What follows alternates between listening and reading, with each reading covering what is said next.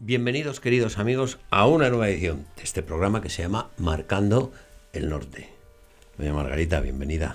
Muchas gracias, don Javier. La conocen ya muchos de ustedes que vieron el primer programa de esta serie que estamos haciendo sobre reinas de León, reinas cristianas, reinas de la Edad Media. Margarita Torres, para los que se incorporan a este primer programa, tengo que presentarla. Ella es profesora titular de la Universidad de León, concejal del Ayuntamiento de León también, y una de nuestras medievalistas más insignes. Y la verdad es que el primer programa me dejó usted con doña Elvira Ramírez, y hoy vamos de Elvira a Elvira, pero vamos a dar un salto de 60 años, de más o menos medio siglo. Elvira García.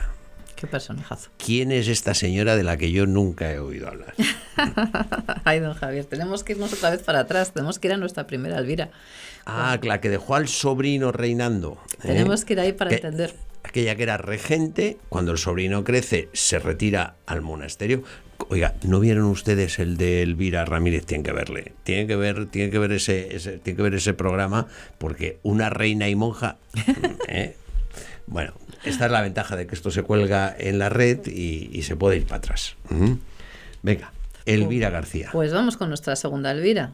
Cuando dejamos a nuestra monja reina regente, que se vuelve al monasterio y dejan el poder a Ramiro III, empieza uno de los momentos más complicados de la historia de España. Vamos a ver qué ocurre en el norte y luego vamos a ver qué ocurre en el sur para entender el por qué nuestra segunda Elvira es tan importante. Bueno, en el norte tenemos al joven Ramiro III, al que ha educado su tía, la que se ha vuelto al monasterio. Ramiro III parece que es una persona que tenía un carácter, en fin, llamarle ascibre sería quedarse muy suave. Entonces empezó, bueno, pues a sacar un poco el pie de donde debía. Y las buenas tareas que había hecho su tía por pacificar, llega el sobrino y un poquito empieza a romper la vajilla. Al mismo tiempo, así como su tía supo suavizar, este supo todo lo contrario. Y donde había paz, empezó la disensión. Y donde había acuerdos y respeto hacia una monja, de repente empieza a haber discrepancias hacia un rey varón. Y en la zona de Galicia, el descontento llega a tal punto que se busca un antirrey.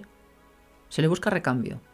Ramiro está casado con una mujer de la más alta nobleza, de la familia de los Banu Gómez, que eran los señores de entre el Cea y el Pisuerga, por entendernos, y la Liébana, es decir, señores tan o más poderosos que los condes de Castilla, pero en Galicia había gente tan poderosa como estos condes, ¿no? Y los gallegos se empiezan a sentir muy molestos con toda la política de Ramiro. Le buscan un antirrey, este antirrey se llama Bermudo II. Bermudo II es hijo de rey, nieto de rey, es primo carnal de nuestro joven Ramiro y es coronado en vida del rey titular por el arzobispo de Compostela. Qué injuria, ¿no? Tal cual. Es una guerra civil. Por desgracia, yo siempre digo a mis alumnos que los españoles no hay siglo donde no hayamos tenido una guerra civil, excepto este y toquemos madera. Pero sí que es verdad que cualquier excusa es buena para buscar el conflicto en lugar de esa gran lección que nos dio Elvira Ramírez de buscar precisamente con la diplomacia y la negociación calmar las aguas, que ya siempre vienen turbulentas, pero vamos a intentarlas pacificar, ¿no? Bueno, pues en este momento se inicia, 900, por situarnos 85 más o menos, una guerra civil. Y en esa guerra civil los leoneses nos dividimos en dos bandos, unos pro Ramiro, otros pro Bermudo, y aquello acaba pues a tortas. A tortas, como por desgracia es tradición en nuestro país. ¿Qué ocurre de la frontera hacia abajo? Los musulmanes se frotan las manos. Dices, es que no pueden ser más tontos. Se nos matan entre ellos, pero míralos si son idiotas. Yo me los imagino riéndose a carcajadas en Córdoba. Decir, ¿para qué voy a mandar yo tropas? Si se me matan solos. Venga, vamos a chinchar un poco. Entonces los andalusíes, que hasta entonces habían tenido unos años, en fin, no demasiado lucidos, tienen a mayores otro gran personajazo, que es el gran protagonista musulmán, que es un poco el alter ego de nuestra segunda reina, ¿no? Ese personaje se llama Almanzor. Almanzor es el gran general musulmán español. No hay, es el Saladino español. Realmente es un personajazo, ¿eh? Es un nombre que surge de una familia de la nobleza, de origen yemení, de los primeros invasores. Él es árabe de raza, no como otros, es decir, él es musulmán y árabe de raza. Su padre, su abuelo, su bisabuelo, su tío, todos habían sido visires, médicos, grandes personajes de la corte. Y un día su padre le da un aire, se marcha a la Meca y deja a la familia tirada. ¿Qué supone esto? Pues que Almanzor se tiene que hacer cargo, siendo poco más que un niño, de su madre, de sus hermanas y de toda su familia desde Torrox. Si entiendes al personaje, comprendes el porqué después. Cuando tú te encuentras de cabeza de familia, siendo un niño, sacas los dientes donde sea. Por Claro. tu gente. Claro. Entonces, busca medrar para poder devolver a su familia la posición que merece. Llega a Córdoba. Sabemos del que era muy alto. De hecho, le llamaban el encorvado, porque tiene que mirar siempre desde arriba hacia abajo al resto de la gente, es decir, era muy alto. Al parecer era bastante atractivo y era una persona muy inteligente. Empieza en la zona de la mezquita copiando documentos. Un buen día, el entonces visir, que se llama Jafar, se fija en él, le coge a su servicio. A mayores, hay otra mujer, curiosamente una navarra, que es otro de los grandes personajes de nuestra historia, pero es desde el otro lado, que también se fija en él. Esta mujer es la sultana Sub. La sultana Sub es la viuda de uno de los mejores califas de nuestra historia y gran desconocido, que es Gisán II, que es un intelectual. Sí. No es de guerra, es intelectual. Bueno, pues la sultana Sub, al fijarse en Almanzor, acaba por convertirla en su amante, con todo lo que eso supone en aquel momento. Los dos rompen. Eso no estaba prohibido. Prohibidísimo, pena de muerte. O sea, está teniendo relaciones sexuales con la madre del nuevo califa, Pero bueno. viuda del califa, de origen cristiano y encima con mando en plaza. Porque buenos son los navarros, seamos sinceros, tienen mucho mando en plaza siempre. Entonces, también al frente del califato. Por eso digo que es una mujer muy interesante, Sub. Sub y Almanzor se ponen el mundo por montera. Y Sub le dice, yo no me puedo casar contigo. Puedes ser mi amante, pero no me puedo casar contigo. Pero sí puedo convertirte en mi mano derecha. ¿Qué escollo tienes? El visir. Aprende todo del visir y cuando el visir no te haga falta, lo eliminas. Almanzor está detrás del asesinato de Jafar. Cuando acaba con esto, le dice, y ahora vete a la frontera y aprende el oficio de la guerra. Cásate con la hija del generalísimo de la frontera, de Galib. Se casa con ella, aprende el oficio del suegro, pero el suegro era dar más tomar. Y el suegro le dice, a mí este chico no me gusta un pelo y para mí que este chico va a dar problemas. Pero claro, este chico ha aprendido del mejor. Claro. Hay un momento en el que el propio Galib, con 80 y tantos años, y este que no llegaba a los 40, le coge de la pechera, le saca pulso por una de las ventanas del castillo una de las castillas de la frontera y lo tira para matarlo, porque sabe que va a dar problemas. Almanzor escapa vivo y le devolvió el favor a su suegro, forzando su asesinato y sobre todo descubriendo que había una baza maravillosa, y era que los cristianos, antes de ponerse de acuerdo, eran capaces de venderse al mejor postor. En este momento concreto.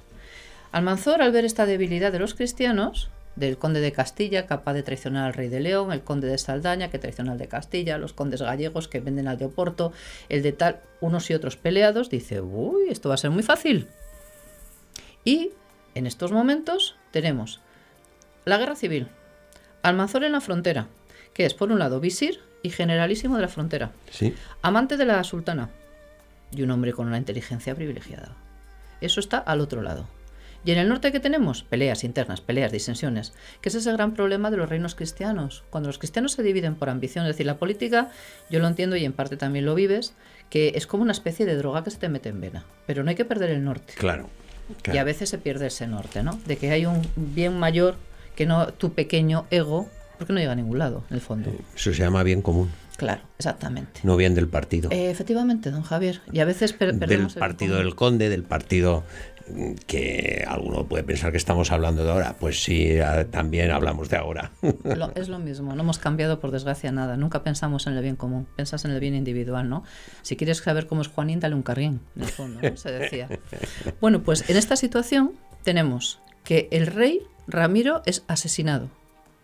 El antirrey Bermudo es aceptado. Por todos menos por unos, que son los Beni Gómez, parientes de la reina ahora viuda, que dicen, no, perdona, yo no te acepto como mi rey.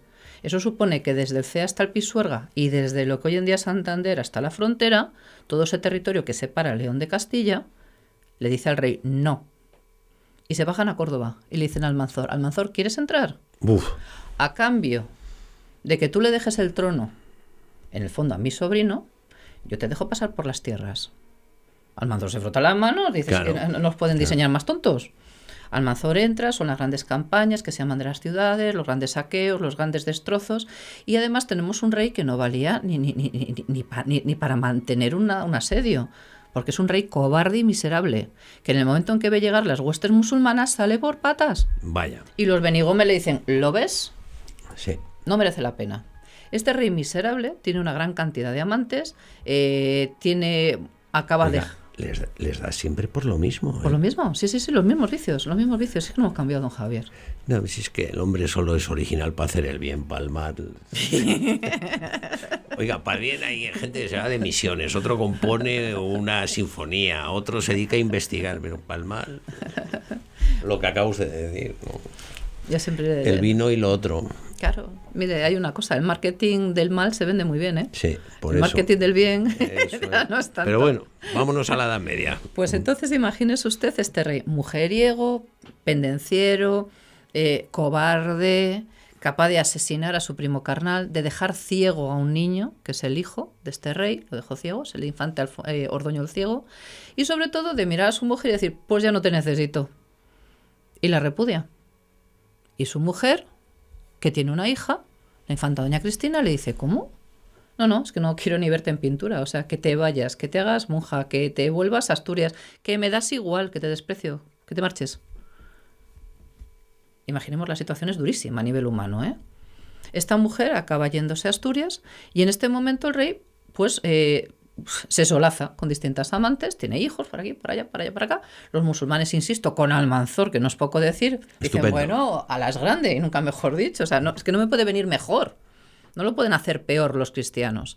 Y ocurre que hay un personaje que pone cierta cordura, que es un conde de Castilla, que se llama García Fernández, que dice, mira, está muy bien, solázate, disfruta, pero lo siento, eres el rey. Entonces empieza a recuperar el norte. Y yo tengo una hija que se llama Elvira, cásate con ella. Y tienes mi apoyo como conde. Se casa con Elvira García. Y se piensan que Elvira García era una mujercita sin más. Y Elvira García no es una mujercita sin más. Que es la que nos ocupa. Doña Elvira, primero, es una mujer, le llamaban los musulmanes la berberisca, por su carácter. Porque decían que era muy dispuesta. Y de ella dicen que era una mujer con mucho mando en plaza. Esta es la versión que dan los árabes. La versión de los cristianos, pues es un tanto peculiar. Imaginémonos ese ambiente, ¿no? De tensiones brutales, salvajes. Imaginémonos de esposo a ese rey. Que yo la compadezco a la pobre Elvira. Digo, madre mía, lo que tienes que tragar. Pero la ha tocado con un pájaro. Te ha tocado, hija mía, a ver si se te muere pronto el gotoso, que fue lo que le pasó. Se le murió en el 999. Se le muere. Y se queda de reina. Y se queda con un niño pequeño. Un niño que no llega a 3 años. En medio de guerras civiles. Con Almanzor al otro lado. Su padre que lo han asesinado. Su hermano que es un traicionero. Que se vende a Almanzor por dinero. ¿Dónde se agarra Elvira? O sea, es una situación, no es que esté en barro. Es que directamente patina en lodo. Y con un niño. Bueno, pues Elvira es tan inteligente que busca una jugada magistral. Y dice, muy bien. ¿Quiénes son los grandes enemigos de mi desagradable ex esposo, los Banu Gómez?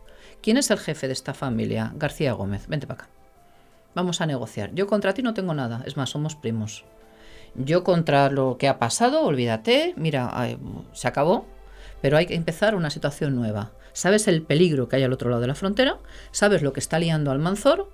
Y sabes que esta situación en el fondo la ha creado mi esposo. Vale, vamos a solucionarla entre los dos. Como suele decir, de caballeros o de dama a caballero.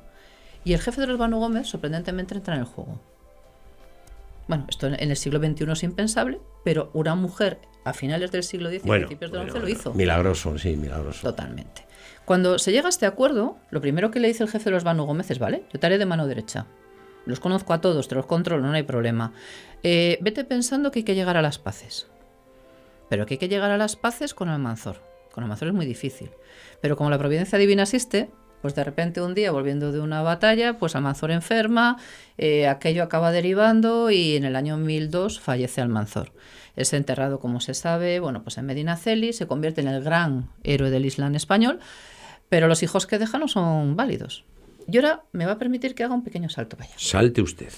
Tenemos el Reino de León empezando a crear esos cimientos, gracias a esta gran mujer. Y al lado también a este gran hombre en el fondo, ¿no? Cuando muere Almanzor se había ocupado de ir depurando la dinastía omeya. Se encargó de matar a todos los varones de la dinastía omeya que cumplieran la característica de ser inteligentes, ser capacitados, estar en edad de gobernar y, sobre todo, bueno, pues tener ciertos apoyos, riqueza, etc. Los había exterminado a todos. Él mismo decía y se ufanaba que había dejado a los más incapaces, débiles mentales y a los ancianos. ¿Para qué? Para cambiar la dinastía por su dinastía. Claro. Es hacer un poco el juego de los pipínidas en Francia, ¿no? Con los francos, los carolingios y demás. Bueno, cuando Almanzor muere, deja 2 hijos. El mayor es un borracho, Abderramán. Abderramán era un buen chico, se llamaba también Abdelmelik, que es un poquito el sobrenombre, y Abdelmelik pues acabó muriendo de un problema cardíaco. Era famoso precisamente por esos excesos de su vida. Y deja un segundo hermano que le llamaban Sanchuelo. Sanchuelo es un personaje que llegó a pedirle al califa que le adoptara como su sucesor. Y claro, los pocos omeyas que quedaban dijeron hasta aquí no llegamos. Y estamos en el año 1008. Con lo cual estos momentos son muy complicados. Aún así se consiguen las paces. O sea, imaginémonos con la que está lloviendo en el sur, que la reina consigue firmar las paces en Sagún. Y las paces dan tranquilidad. Y las paces garantizan estabilidad. ¿Qué hace la reina? Muy inteligentemente. Mira, deja a los musulmanes, vamos a empezar a recuperar el reino. Y empecemos a solucionar tensiones en Galicia, tensiones en tal, tensiones en esto. Venga, a ver cómo lo arreglamos. Y pone las bases de un reinado clave que es el de su hijo.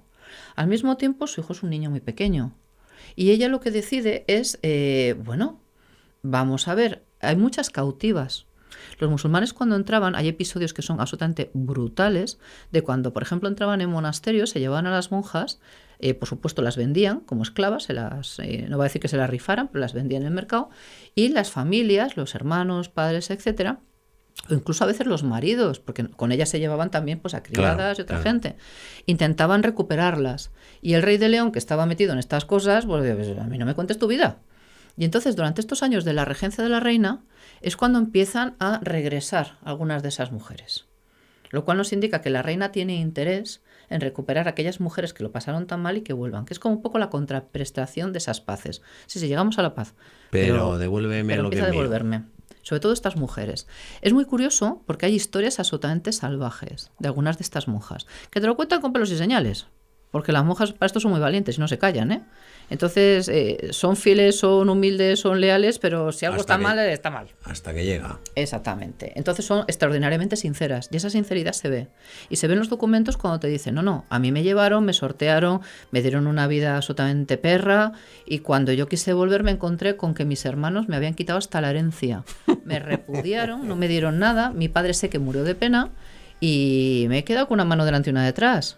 Así, el convento, el monasterio no existe, ¿dónde me voy? Caigo yo, claro. ¿Dónde me caigo muerta, no?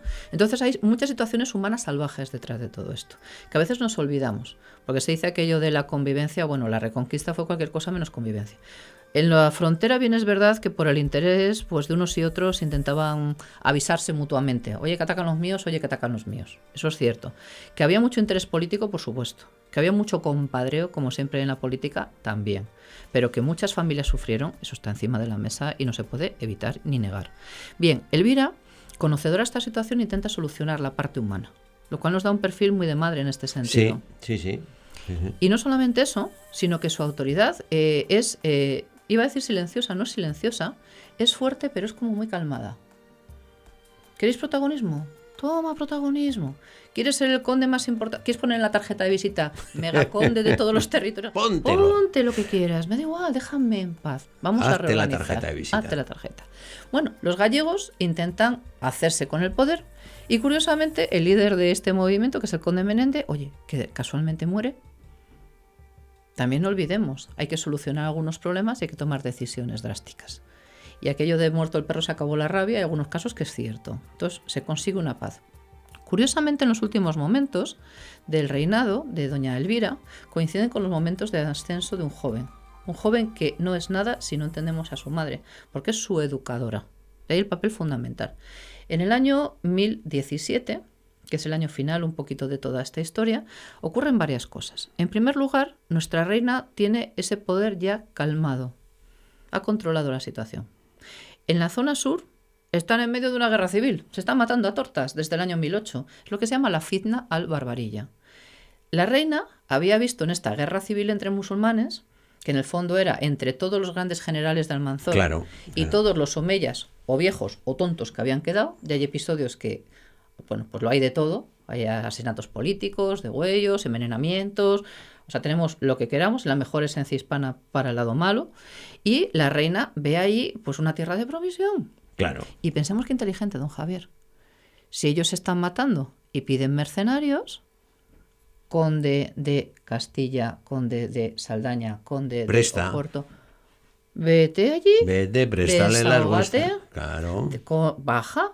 Y hay episodios, por ejemplo, de el apoyo que tuvo Elvira García, del conde de Saldaña, cuando entra en Córdoba, que está en las fuentes musulmanas, que entra con muy pocos caballeros, conquista Córdoba, se mete en el palacio del califa, entonces todavía estaba, pero estaba como arrinconado, como diciendo, bueno, un día me matan, que efectivamente lo acabaron matando y tirando un escocercoledo, pero esa es otra historia, y le dice, creíamos que la religión era vuestra bandera, creíamos que tenéis honor, creíamos que erais fuertes, y aquí estoy yo, con apenas 500 caballeros, dentro de los muros hasta la de tu cocina ciudad, del palacio. y intentáis matarme y no podéis. Mátame de frente, de hombre a hombre, le llega a decir al califa. Vamos, Aldo. ¿Lo ves? Eres tan cobarde que ni siquiera eres capaz de enfrentarte a mí. Por eso yo me doy la vuelta y me marcho. Bueno, con este gesto absolutamente torero del palentino ilustre de García Gómez, se sabe que no solamente esto, sino que arrasó la mezquita de Medina Zahara, acabaron con episodios absolutamente, hispanos, en la mejor tradición, casi iba a decir, de las películas cópicas, ¿no?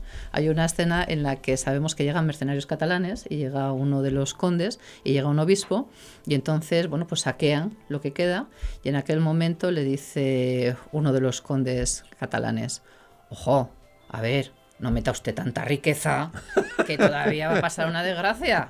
Y aquel venga a meter monedas y llevaba incluso un cinturón que era caja fuerte donde metían monedas de oro. Entonces hay una pelea entre estos mercenarios, entre estos nobles catalanes, y uno le da la patada al otro y cae en una alberca. Y se acabó ahogando antes que soltar el dinero que llevaba. O sea que hay episodios para todo tipo. Bueno. Y en este ambiente, claro, nuestra reina está encantada. Le están solucionando. Los tópicos tienen siempre algo de... Tienen algo. Entonces es muy curioso porque esta, vamos a llamarle esa historia de España que es más real y que como vemos es muy cercana a mucha de la actualidad, pues nos lleva a esta mujer que ve desde su mesa de poder la situación y dice, esto es maravilloso, los tengo entretenidos, se matan entre ellos, saquean Córdoba, debilitan el Islam, están en plena guerra civil y yo mientras tanto construyo. En 1017 muere su principal apoyo, en 1017 muere su hermano, que le dio mucho más problemas que satisfacciones. De hecho, el propio hijo, Alfonso V, dice, mi tío que siempre fue tirano y rebelde. O sea, que telita con el tío, ¿no? Y la reina desaparece. Vuelve a ser un caso muy semejante al de nuestra primera de la monja, ¿no? Sí. Cuando ya ha educado a su hijo... Desaparece. 1017. Se le da como fecha de la muerte, pero no lo podemos asegurar. Es el año en que desaparece. ¿Y qué ocurre en 1017? Es el gran año, don Javier. Según coge el trono, por así decirlo, con las dos manos, Alfonso lo primero que hace es el Fuero de León, que son las primeras leyes territoriales de la historia de España, muy anteriores a las llamadas usages, ¿no? Las leyes territoriales del Fuero de León incluyen leyes para todo el reino, es decir, desde la frontera con Navarra hasta los territorios de lo que hoy es Portugal y Galicia. O sea, las primeras leyes territoriales, sí, de la historia medieval de España, de la península ibérica. En este gran territorio, una normativa general y después una normativa específica para la capital. Por eso hay un fuero para la capital y un fuero para el Reino de León. Y eso lo hace ¿quién? Un muchacho que no llega a tener más allá de 18 años... Educado por esta gran mujer que casualmente el mismo año que este muchacho toma las riendas, ella desaparece. Esta es nuestra Elvira, ¿qué le ha parecido? La castellana. Fabuloso, ¿no? Porque según la versión de algunos, hasta la Constitución de Cádiz aquí no hubo ley. Porque claro, el fuero es la Constitución. Sí. Es la ley fundamental, sí. De la cual... supongo que surgirían como brotes otras leyes menores y otros fueros. Claro, eso es a lo que se refería Jovellanos cuando le dicen, joven, pero hombre, si tenemos ley, dice, ¿qué pasa? ¿Que falta alguna? para completar, hágase, pero tenemos Constitución. No hay por qué hacerla de nuevo. O sea, ¿y ese fuero es del año? 1017. 1017. Y influye mucho. Influye, por ejemplo, de forma más avanzada en el tiempo, incluso en el propio fuero de Bilbao. Es decir, en muchos herederos de este fuero. Característica, en los 2 minutos que nos quedan de ese fuero, porque digamos que ahí se condensaría la enseñanza de la madre, ¿no? Sí. Sí. Característica de ese fuero. Pues es la reorganización completa desde el punto de vista jurídico. Lo que realmente plantea es, hemos salido además lo dice, de un momento muy duro, muy de guerras, muy de destrucción, hay que reconstruir. Lo primero que dice el fuero. Y vamos a reconstruir poniendo orden. Que no haya abusos de los grandes señores. Fíjese que es curioso porque a nivel jurídico el Reino de León ha dado 2 grandes hitos. El primero es este. El segundo son las Cortes de 1188, que es el primer momento en que el pueblo tiene voz y voto, ¿no? Primero, que no haya abusos de los poderosos. Segundo, vamos a marcar unos límites. Tercero, la protección de la mujer. Efectivamente, se ve la mano de su madre. La inviolabilidad de domicilio, por ejemplo, que no pueda entrar cualquiera y llevarse lo que pille. Es que aquí parece que todo esto se lo han inventado hace 3 días. No, para nada. Pero piensa además que, fíjese lo que le digo, entre ese 1017 y su heredero, que es 1188... Inviolabilidad del domicilio. Sí. En el siglo XI. Sí. No puede entrar cualquiera a romper. No puedes hacer con una mujer lo que quieras. ¿Qué es esto? Evidentemente hay unos límites. Hay unos límites también para los abusos. Es decir, si hablamos de unos pesos y medidas, los pesos y medidas son los pesos y medidas. Y el que rompa esos pesos y medidas y engañe, se entera porque es la justicia del rey. Es decir, son unas leyes muy protectoras y muy de amparo y muy de reorganización y muy de sentar unos derechos que después, si lo ponemos en la Europa feudal del tiempo, no hay comparación. No hay comparación ninguna. Son avanzadísimos. Seríamos el Estados Unidos en avance de ideas en aquel momento. No, así se entiende que esta gente que supo hacer esas catedrales también sabía hacer otras cosas. O sea, no tiene nada que ver lo que usted nos está contando con esa edad media oscura que nos están... Claro, pero el truco ya sé cuál es. Dice, claro, como eran cristianos es oscuro. Claro, ese es la mercancía averiada que nos han comprado. Pero para eso está aquí doña Margarita Torres, para contarnos quiénes son esas reinas, como contó en el primer programa, que era Elvira Ramírez. Yo ya he contado Elvira García, al que hemos llegado a su punto final. Pues fíjese, casi me parece bien que no se sepa la fecha de su muerte y que coincida con la de su retirada del poder, ¿no? Y dices, bueno, pues hasta es bonito, ¿no? Igual que la otra, ¿no? Que se retira para ser monja, la primera reina que tratamos. Magnífico. Nos tiene que contar más reinas, pero otro día, porque hoy se nos ha acabado el tiempo y solo me quedan unos segundos para, por supuesto, para agradecerle a usted. Es que es un gusto, es un placer escucharla. Díganselo a sus amigos, y a ustedes les agradecemos su presencia. Muchas gracias. A cambio, nosotros nos vamos a poner a trabajar para que dentro de unos días le podamos ofrecer una nueva edición de este programa que se llama Marcando el Norte.